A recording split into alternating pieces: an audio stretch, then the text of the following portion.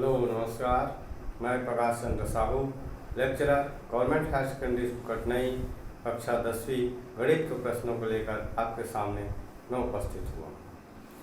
यदि आप लोग मेरे चैनल को सब्सक्राइब नहीं किए हैं तो मेरे चैनल को सब्सक्राइब कर दीजिए, लाइक कीजिए, शेयर कीजिए एवं बेल आइकन को क्लिक कर दीजिए, जिससे कि मेरा पूरा वीडियो आपके पास रेगुलर पहुंचता रहे। धन्यवाद। चलिए हम देखते हैं इसमें आगे।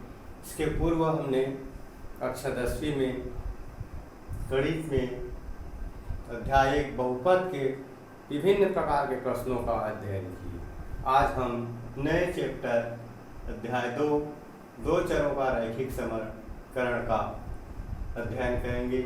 आज हम केवल इसके बेसिक जानकारी के बारे में चर्चा करेंगे। यहाँ पर हम शब्द ही देखते हैं 2 चरों का रैखिक समीकरण। यहाँ पर आया है 2। सबसे पहले देखते हैं 2 क्या है? एक संख्या बताया जाता है, कितना चर है इसमें? 2 चर है। यहाँ पर हम देखते हैं चर क्या होता है?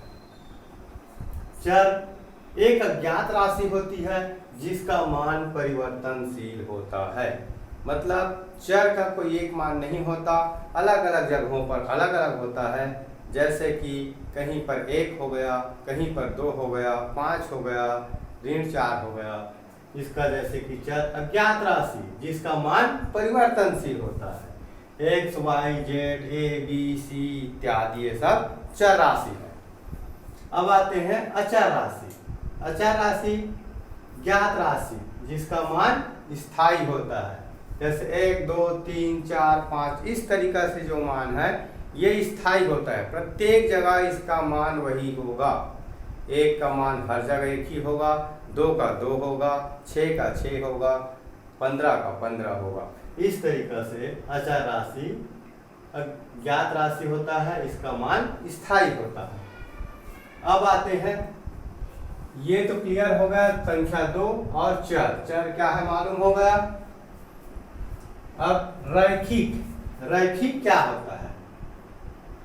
रैखिक समीकरण मतलब जिस चर की घात 1 हो ऐसा समीकरण रैखिक समीकरण कहलाता है। रैखिक समीकरण जिस चर की घात 1 हो, जैसे कि 2x 4y ये सब क्या है? इसका घात 1 है।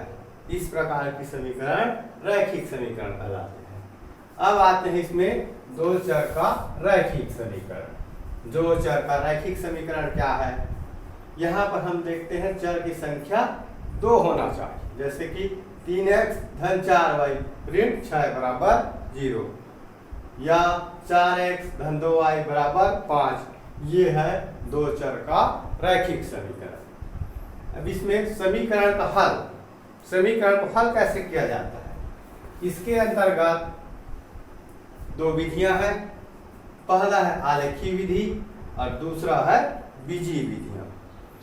आलेखी विधि माना 2 आलेखी रेखा L व M हो, इसको आलेखी विधि को ग्राफ के द्वारा प्रदर्शित किया जाता है। निर्देशांक में जो बनाते हैं 2 आलेख खींचा जाता है। वहां पर यदि 2 आलेख मान लीजिए L व M है तो इसमें निम्न स्थिति उत्पन्न होती है, निम्न स्थितियां आती है, जिसके अनुसार से हम आगे इसको हल करते हैं। स्थितियां क्या है देखते हैं। पहला है रेखा L व M एक दूसरे को प्रतिच्छेद करे। ये 2 रेखा L व M एक दूसरे को प्रतिच्छेद करे, एक दूसरे को काटे, तो ये प्रतिच्छेद बिंदु का निर्देशांक मान लीजिए एच के हो, तो ये इस तरीका से मान लो एक निर्देशांक है और एक दूसरे को काटे, ये इसका प्रतिच्छेद बिंदु हो।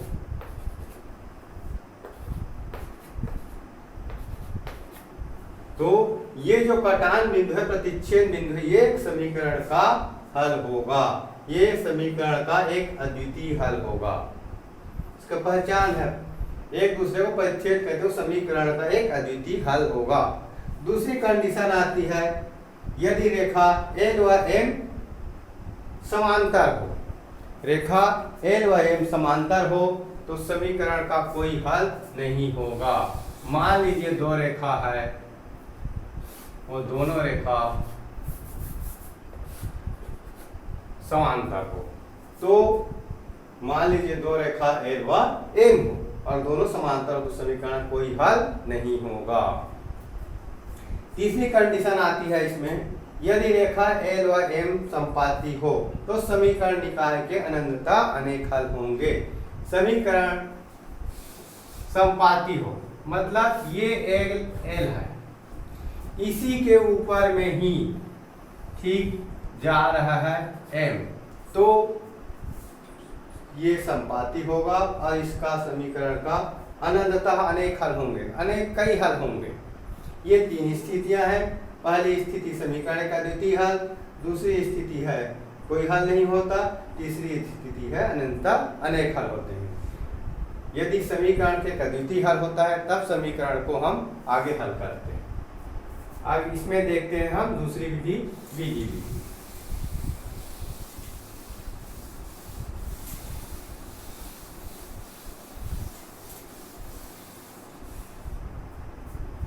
दूसरी है इसमें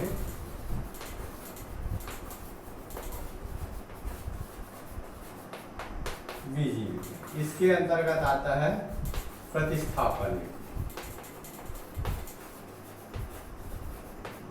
प्रतिस्थापन विधि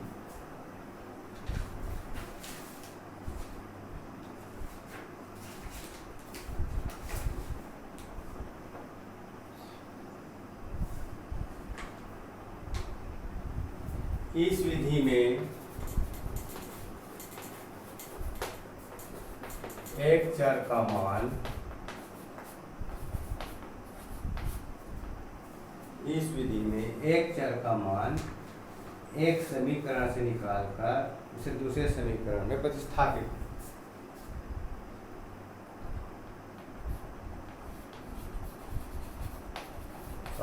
कर उसे दूसरे समीकरण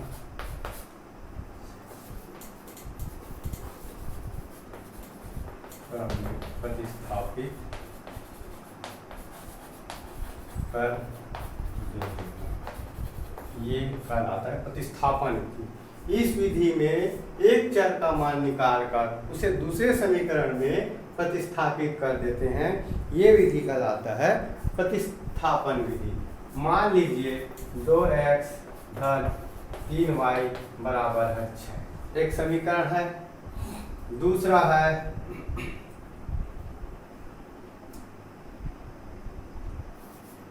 3x धन 2y बराबर 8। ये दो समीकरण है। इसमें से एक मान को निकाल देंगे, जैसे कि समीकरण 1 से लेते हैं, 2x धन 3y बराबर 6। यहाँ पर हम लेते हैं 2x बराबर 6 ऋण 3y, तो x बराबर 6 ऋण 3y बटे 2। ये x का मान होगा। इस मान को हम समीकरण 2 में x की जगह रखेंगे।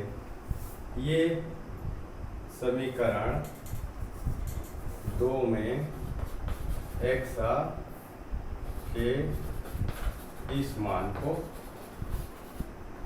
रखते हैं। ये x मान को इस समीकरण 2 में रखेंगे और हल करेंगे तो ये y का मान निकलेगा। इस y के मान को पुनः हम किसी भी समीकरण में रखेंगे तो x का मान प्राप्त हो जाता है। इस तरीका से प्रतिस्थापित करते हैं। ये कहलाता है प्रतिस्थापन विधि। दूसरा विधि है इसमें विलोपन विधि।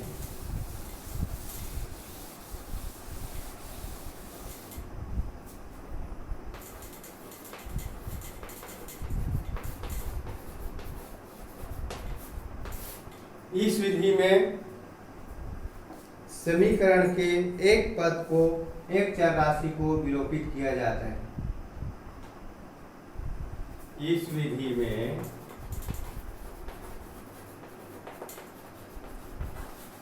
समीकरण को जोड़कर या घटाकर एक राशि को विलोपित कर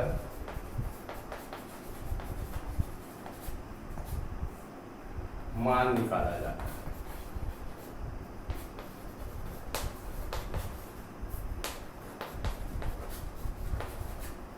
इस विधि में समीकरण को जोड़कर या घटाकर आवश्यकता करने पड़ने पर गुणा भी किया जाता है। बराबर नहीं हो तो इस राशि को घटाकर एक राशि को विलोपित कर मान निकाला जाता है। इसमें विलोपित राशि का जाने वाले चर का गुणांक बराबर किया जाता है।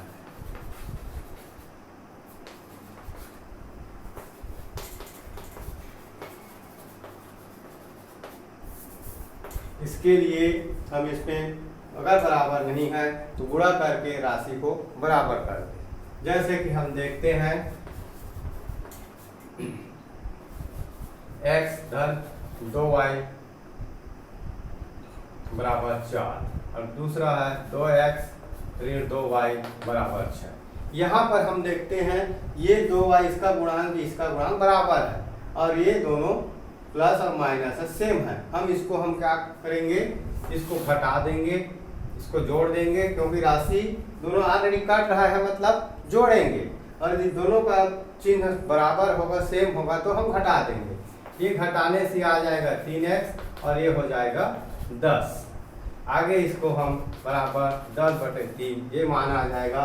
ये मान को समीकरण के दोनों समीकरण के किसी भी में y x की जगह रखेंगे तो y का मान प्राप्त हो जाता है। इसी में जैसे कि बताया गया है कि गुणा किया गया, मान लीजिए ये मान अलग अलग आता है। 2x धन 3y बराबर 5, 3x धन 2y बराबर 6। ये कंडीशन आता है। अब हम किसको कटाना ये देखते हैं। मान लीजिए x को कटाना चाहें तो ये समीकरण 1 में पूरे पक्षों में 3 का गुणा कर देंगे और समीकरण 2 में 2 का गुणा करेंगे तो ये बराबर हो जाता है। जैसे कि इसमें आपस में गुणा करेंगे, ये हो जाएगा 6x धन 9y बराबर 15 और ये हो जाएगा 6x धन 4y बराबर 12। अब ये दोनों का चिन्ह सेम बराबर है तो हम इसको घटा देंगे। घटाने पर सभी का चिन्ह बदल जाएगा। अब आगे ये कैंसिल हो जाएगा, ये 9 में से घट जाएगा, 5y बराबर 3 तो y बराबर 3/5। ये मान को हम एक समय या किसी भी समीकरण में y की जगह रखेंगे तो ये हमारा उत्तर प्राप्त हो जाएगा। इसको हम समीकरण नया नाम दे सकते हैं, समीकरण 3 और 4। इस तरीके से इसको हम विलोपन विधि से हल करते हैं। इसी में कुछ और कंडीशन आता है समीकरण हल करते हुए, तो हम देखते हैं।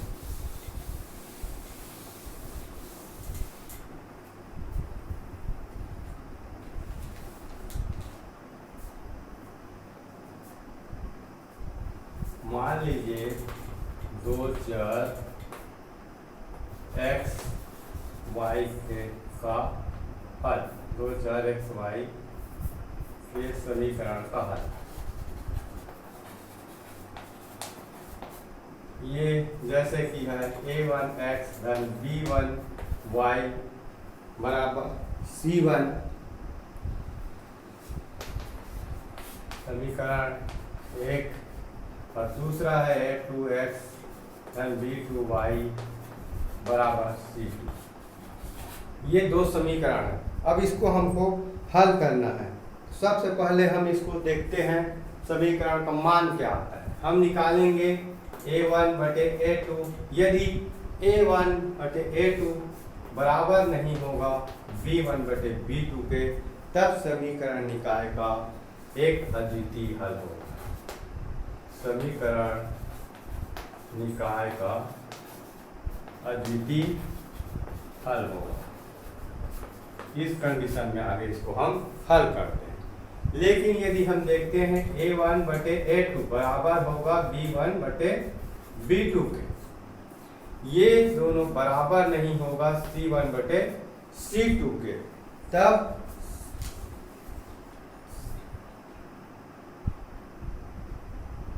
समीकरण का कोई हल नहीं होगा। समीकरण का कोई हल नहीं होगा।